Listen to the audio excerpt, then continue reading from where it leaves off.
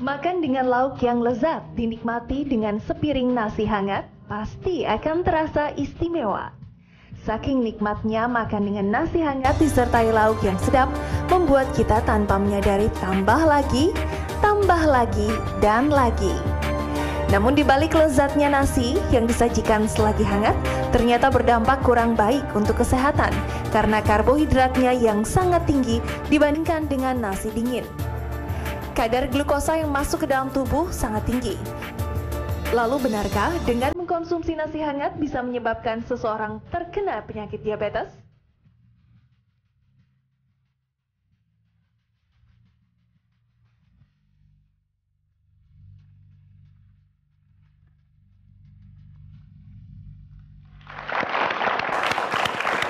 Dokter Sheila, siang-siang gini, apalagi musim hujan ya, enaknya makan nasi anget loh. Bener banget Dokter Haikal, apalagi kalau lauknya enak, pakai nasi hangat, enak banget tuh. Oke, mantap tuh ya. Tapi kita tanya penonton dulu nih, penonton sini sudah makan siang belum? Nah, tadi makan siangnya pakai nasi anget atau nasi dingin? Nasi anget. Kenapa suka nasi anget? Nah, mungkin Mbak ini nih, kenapa suka makan nasi anget, Mbak? Karena kalau nasi hangat itu lebih nikmat, apalagi ditambah lauk yang kita suka, Dok. Wah, pasti lebih enak. Lebih enak ya. Oke. Dokter Haikal, ngomong-ngomong soal sehat atau enggaknya nasi hangat, kan ada juga nih yang berpendapat bahwa nasi dingin itu lebih sehat. Benar atau enggaknya? Langsung aja kita invite Dokter Ferawati, spesialis gizi klinis. Siang, Dok. Siang, Dok. Dok, silakan Dok. Ya. Ini kita sedang membahas nasi anget dan nasi dingin. Ya. Tentunya di antara kita nih lebih suka nasi anget. Betul. Katanya lebih nikmat, apalagi kalau lauknya mantap. Enak, wah. betul. Nah, tapi mungkin sebagian ada juga nih suka nasi dingin. Ya. Nah, ini enak banget nih, apalagi betul, masih kan? beruap-uap begini. Betul sekali. Oke. Jadi gini, sebenarnya kita harus menyamakan persepsi dulu. Nasi dingin itu seperti nasi apa ya? Memang kalau yang nasi baru diangkat, kemudian masih beruap, kita sebutnya nasi hangat. Sedangkan nasi yang sudah ditaruh di meja seperti ini, itu kita sebutnya nasi dingin. Tetapi ada sesuatu yang baru sebenarnya. Bagaimana kita memanfaatkan nasi dingin supaya kita sehat, itu yang penting. Gitu. Kemudian kalau kita lihat di sini, tergantung. Jadi kalau misalnya kita bandingkan antara nasi hangat dengan nasi dingin terhadap efeknya ke dalam tubuh, sebenarnya nggak terlalu berbeda bermakna. Oke, kalau nasi hangat mengandung lebih banyak karbohidrat, itu mitos atau fakta, Dok? Itu adalah mitos. Jadi baik nasi hangat ataupun nasi yang kita dinginkan, itu sama saja karbohidratnya. Tetapi ada sesuatu yang berbeda. Ternyata kalau nasi yang dingin, dalam artian nasinya kita masukkan ke dalam lemari es selama 24 jam, itu dia bisa lebih menurunkan kadar gula darah. jadi maksudnya kalau nasi yang kita masukkan ke dalam lemari pendingin, ini bisa menurunkan kadar indeks glikemiknya. Respon indeks glikemiknya lebih rendah. Jadi indeks glikemik ini apa nih, Dok? Indeks glikemik itu adalah suatu makanan, bagaimana respon makanan tersebut terhadap peningkatan kadar gula darah. Jadi semakin tinggi glycemic index, maka dia akan semakin meningkatkan kadar gula darah. Yang mana itu nggak bagus kan, kita nggak mau seperti itu. Apalagi bagi penyandang diabetes ya. Betul. Nah, nasi putih ini termasuk yang indeks glikemiknya tinggi. Tinggi sekali, seperti itu. Yang berbeda adalah jenisnya mungkin. Jadi kalau misalnya nasi putih kita bandingkan dengan beras merah, ataupun beras hitam dan beras ungu misalnya, itu akan berbeda. Oke, mitos berikutnya, Dok. Nasi hangat bisa menyebabkan diabetes. Ya, seperti yang tadi saya bilang adalah semakin banyak kita mengonsumsi nasi, itu dia akan semakin meningkatkan indeks glikemiknya. Semakin tinggi ada semakin banyaknya, itu akan meningkatkan kadar gula darah kita. Jadi semua tergantung berapa banyak. Jadi ada penelitian sebenarnya, berapa banyak sih yang akan meningkatkan kadar gula darah dibandingkan antara orang yang makan 300 gram, itu kurang lebih 100 gram itu 7-8 sendok makan, dengan yang makan 200 gram, ternyata yang makan 300 gram itu cenderung 80 kali lebih cepat bikin diabetes. Oke, Dok, jadi artinya selain jumlahnya, ternyata kalau nasi itu lebih hangat, lebih tinggi indeks glikemiknya, seperti itu? Kalau misalnya untuk indeks glikemik dia tidak terlalu berpengaruh. Kalau nasi yang baru diangkat dengan nasi yang kita diamkan selama kurang lebih 10 menit. Yang berbeda kalau nasi tersebut kita masukkan ke kulkas dulu. Karena di dalam kulkas tadi selama 24 jam dia akan terbentuk gelatin. yang susah untuk diserap. Gitu. Oke dok, selanjutnya ada mitos nih, uap nasi hangat dapat menyembuhkan jerawat dan mengecilkan pori-pori di wajah. Ketika betul gitu dok? Kayak tadi ya. Ini langsung Jadi sekalian spa wajah sepertinya. Jadi sebenarnya mitos ini mungkin atas dasar semua uap akan membuka pori-pori, kemudian setelah kita tutup lagi kayak rice cooker kita tutup, dia akan menutup kecil kembali. Tapi untuk nasi sendiri, memang nasi banyak selenium ya. Selenium kita tahu untuk wajah tuh bagus sekali. Kemudian ada vitamin B-nya juga bagus untuk kulit. Tetapi ya, zat mikronutrien tadi nggak bisa ikut dalam uap air sebenarnya. Jadi itu tidak berefek. Oke, berarti ini mitos ya, mitos lagi. Ya. Oke, selanjutnya nasi hangat memiliki kadar gula yang tinggi. Nah, tadi dok ya, yang tadi disebut itu ya. Jadi dia memang sedikit meningkat, tetapi nggak terlalu berbeda bermakna antara yang kita langsung makan, kemudian enggak. Tetapi yang menjadi jeleknya adalah kalau makan nasi lebih hangat, biasanya lebih memacu rasa lapar kita. Karena jadi kalau memicu rasa lapar, artinya malah ingin nambah lagi. Betul, karena waktu kita menghirup bau nasi itu secara langsung hormon lapar kita akan meningkat.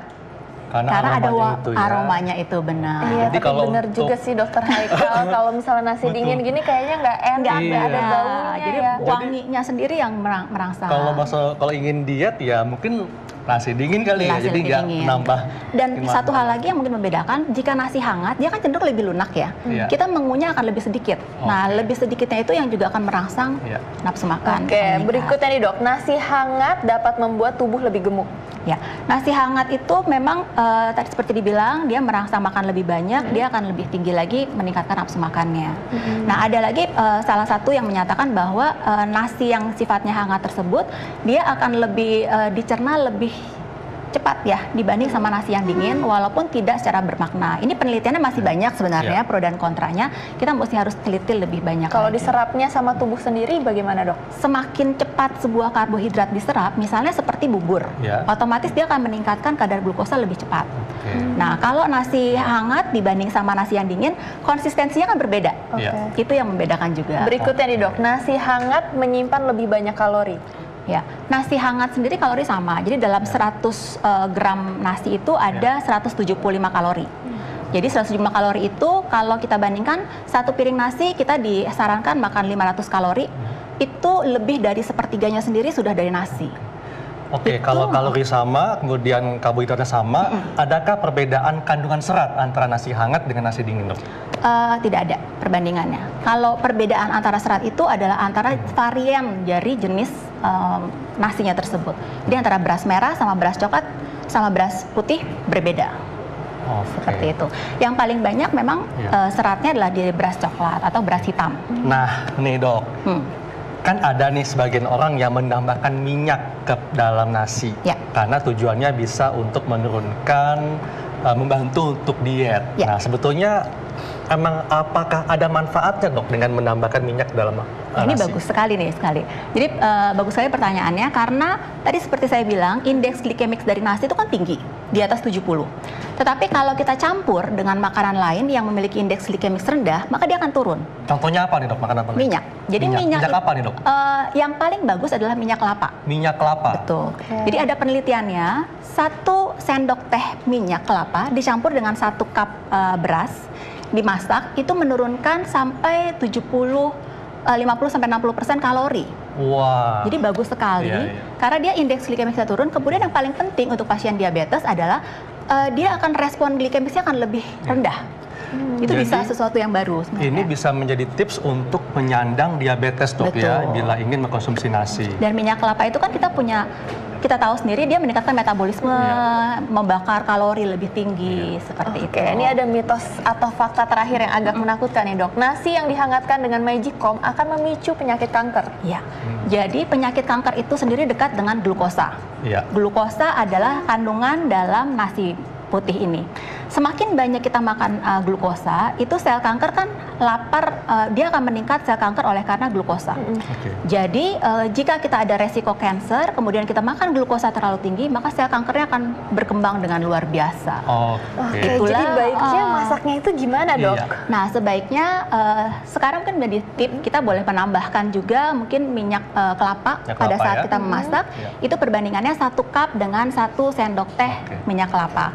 Kemudian kita masak. masak, setelah kita masak, kita bisa menaruh dalam suhu ruangan, tetapi nggak boleh terlalu lama. Ya. Berapa jam tuh? Maksimal 10 jam, itu 10 jam suhu ruangan. Ya. Setelah itu bisa menempel dan mikrospora akan berkembang biak. Oke. Yang menjadi hal yang baru mungkin adalah, ini mungkin penelitian masih baru, kita bisa taruh di kulkas selama 24 jam, kemudian kita bisa hangatkan kembali. Nah, itu ternyata bisa membantu menurunkan gula darah, seperti itu. Nah, Dok, ini pertanyaan yang unik Dok ya, yang dari saya nih. Kan kita kenal nasi liwet, ini kan pakai minyak atau santan kan. Nah, ini sebetulnya apakah akan menambah indeks glikemiknya atau menurunkan, Dok? Kalau ditambahkan santan yang adalah lemak, turun indeks glikemiknya. Turun, karena kan lemak, santan itu akan menurunkan indeks glikemik, ya. Tetapi dalam hal kalori yang akan meningkat. Menambah kalorinya ya. Indeks glikemiknya ya. Belum lagi kalau misalnya kalau kita masak yang tadi nasi liwet segala macam suka ditambahkan gula ya. Nah, itu juga menambahkan kadar gulanya. Nah, kalau Dr. Sheila nih suka nasi goreng nih, Dok. Setiap pagi kebetulan makan nasi goreng, Dok. Nasi goreng gimana, Dok? Nah, nasi goreng itu yang menjadi bermasalah kalau ditambahkan kecap, itu ada kalorinya juga, ada natriumnya juga, gulanya juga akan meningkat. Dan yang jeleknya adalah dia tidak ada serat ya. Jadi kita harus kalau makan nasi goreng masih boleh, tetapi kita tambahkan sayur yang banyak. Kemudian boleh ya, Dok ya, ada syaratnya tapi dan ada juga ya. proteinnya. Jadi ada proteinnya juga cukup seperti itu. Oke, Dok. Ini jadi tips dokter apa nih? Kita lebih baik mengkonsumsi nasi hangat, nasi dingin atau bagaimana? Atau perlu menambahkan minyak? Ya, yang pertama adalah jenis dari nasi. Jadi kalau memungkinkan kita mengubah jenis nasinya menjadi beras merah atau beras coklat. Kemudian yang kedua jumlahnya. Jumlahnya itu dianjurkan sekali makan hanya 5 atau 6 sendok. Sekali makan. Sekali makan. Sendok makan. Sendok makan bukan seperti ini. nasi ya. Oke. Jadi itu kita terbagi antara 5 sampai 6 sendok makan. Sisanya dari piring kita isi dengan apa? Kita isi dengan sayur yang adalah karbohidrat kompleks tadi. Kemudian saran berikutnya untuk nasi adalah kita boleh memakan langsung, tetapi lebih baik lagi kalau kita diamkan sebentar selama kurang lebih 15 menit, 20 menit supaya dia agak sedikit mengeras sedikit sehingga kita mengunyah lebih lama. Betul. Dan kita nggak akan terpacu untuk makan lebih banyak karena rasanya tadi. Nah, penonton di sini sudah paham belum? Nasi anget dan nasi dingin. Nah, jadinya lebih pengen nasi anget atau nasi dingin nih? Tetap ya nasi anget, tetap preferensi ya sebenarnya. Oke. Yang penting perhatikan jumlahnya, Dok. Jumlahnya ya? itu yang bermasalah. Oke. Baik, terima kasih Dr. Vera, sangat bermanfaat sekali dan biasanya nih Dr. Sheila ya, Dr. Vera juga, kalau ibu-ibu yang bekerja itu kadang suka cemas. Apakah anaknya sudah diberi makan oleh babysitternya? Oke. Nah, mungkin bapak-bapak juga ada yang cemas nih. Betul. Apakah soal kerjaannya atau mungkin asistennya udah melakukan tugas-tugas yang istrinya belajar atau kerja deh gitu. Oke, ngomong-ngomong soal cemas, kita akan membahas sesaat lagi. Jangan kemana-mana, tetap di acara Ayo Hidup Sehat.